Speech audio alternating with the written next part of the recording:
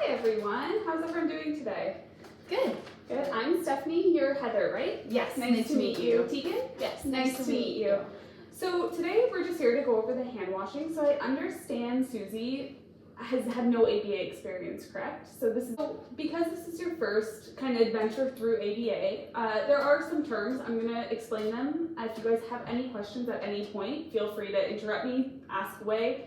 You also both have my personal email, so if you don't think of anything right now, but as soon as I leave and you think, oh, I forgot to ask this, you can reach out to me that way. Like, is there anything that you guys have noticed, whether at home or at school, that you think would be helpful for me to know before going into this?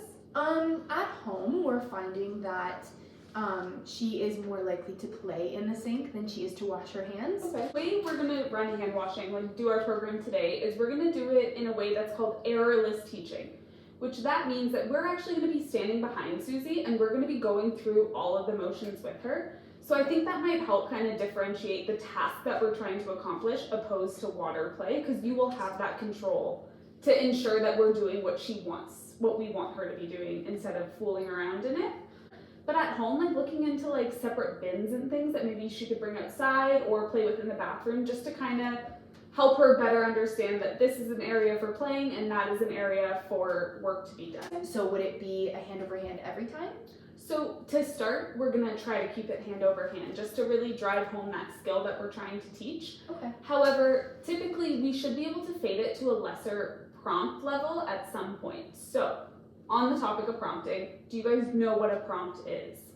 A little bit. I'm not confident with it. So we're going to be doing physical prompting. So a prompt is basically just that cue that you're going to be giving to Susie, whether it is hands-on, verbally. There's a lot of different prompts that I'm not going to overwhelm you with, because right now we're just going to be focusing on a full physical prompt and a partial physical prompt. Another big part of ABA is the reinforcement. Are we familiar with reinforcement? We do use some kind of reinforcement to encourage the behaviors we're wanting, but sometimes it doesn't always work the way that we expect it to. Okay. So I know you were saying that she does often lose motivation a lot during washing hands. So as her mom, I'm sure you probably know Susie's favorite items and what you can offer her after completing a task like this. And to start, it is important to give her a very highly motivating reward at the end of it, just to kind of give her that motivation to want to keep doing it. Awesome. Okay. Okay, are we ready to get started? Yes. Now that we're at the sink, I like to start doing this by explaining to Susie why we're here, so that it's not just like she's being forced to do this random task. So relating it to a natural situation, like if her hands are dirty, you can say, Susie, our hands are really dirty, it's time to wash our hands. Or after the bathroom, we have to wash our hands after the bathroom to make sure we're not spreading any germs and our hands are clean for our next activity. Just to kind of give her an idea of why we're doing this so that it makes sense to her. So to start, I printed off the list of steps for hand washing. So again, we're going to start with full physical. So that would mean you would have Susie stand at the sink would be our step number 1. So whether we have to guide Susie here, we'd say time to stand at the sink. And then you're going to grab both of Susie's hands like this. I'm going to come to this side. So we're going to start with wetting our hands. So you're going to take both of Susie's hands. You're going to want to make sure that you have a lot of control over it, because this is really you doing it. You're just guiding her through the process along with you. Okay. So you're going to start by turning on the water, and then we're going to start by wetting our hands. And then we're going to move on to the soap.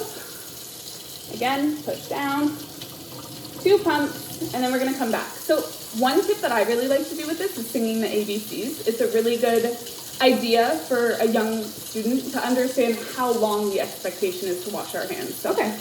we'll do a little fast track, but as we're doing this, we would be singing the ABCs. Okay. And then we're going to go to the back of the hands, scrub the back, the other side, scrub the back. Good job. And once you feel as though Susie's hands are completely covered, or once the ABCs are done, we're going to go back to the water, rinse it off, scrub, scrub, scrub. Good job. And then we're going to turn off the water. We'll then bring Susie over. You can put a hand on the shoulder to guide her, to rip the paper towel. And again, hand over hand, keep that contact going. You're guiding her through all the motions. And so again, I would say, if Susie does respond well to reinforcement, I would say, this is drying your hands. This is a great job. Okay. And then we can throw out the paper towel, wherever your garbage is in your home. Okay. So again, I would start by sticking to one area with Susie when we're teaching this skill. The kitchen sink, you seem to have a lot more space, so if this is the first area you would want to start in, by all means. Just for the first little bit. After that, we'll work on generalization.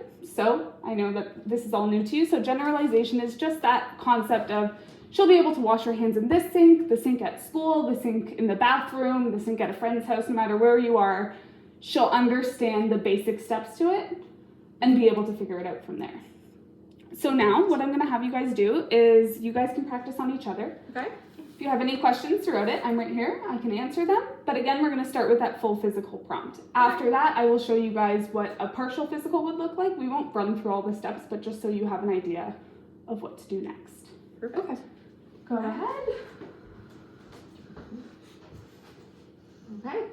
So you can start by explaining why we're here to Susie. So Susie, we're going to wash our hands. They did get a little sticky from snack time, and we just want to have clean hands. Good. That's Okay. awesome. It doesn't have to be anything crazy. Yeah. Just a very basic, you don't have to overthink it, just so she kind of understands why we're here. Okay. So then we can start with the actual demonstration. Okay, let's go to the sink. Okay, we're going to turn the water on. Okay, and we're just gonna put it so it's a good temperature. And now we're gonna take this hand. We're also gonna take the other hand. And we're gonna push 1, 2. Okay, we're gonna rub the front of our hand, and then we're gonna rub the back of our hand.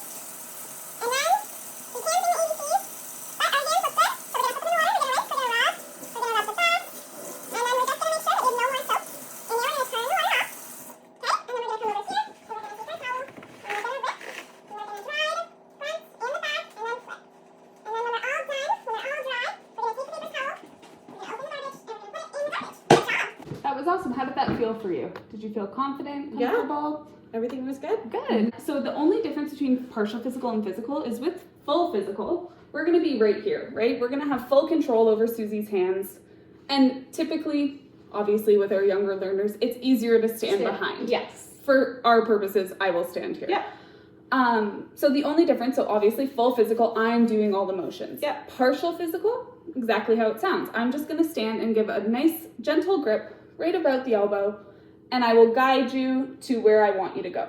Perfect. And I will slightly guide you through the motions, but you're also trying to get a feel whether or not Susie So you can do this. Can do it on her own. So when we decide to switch from full physical to partial physical, that's kind of just when you feel as though she's got a really good hang of it. I'll show you the data sheet. If you're looking at it and all of it's getting done really well and she's not really protesting, you can move on to that partial physical. I would give it at least 3 days of her doing it really well on that full physical aspect. Once you feel as though you've moved to that physical or that partial physical aspect and she's still doing a really great job and you think like, Stephanie, this is a little bit too easy right now, reach out to me. We will come back and do this over again and I will walk you through the next steps. I don't want to overwhelm you with giving them all. I think that'll just make it easier to support Susie that way. So I did print out one of the data sheets for you here. So I'm just going to show it to you so that I can explain it.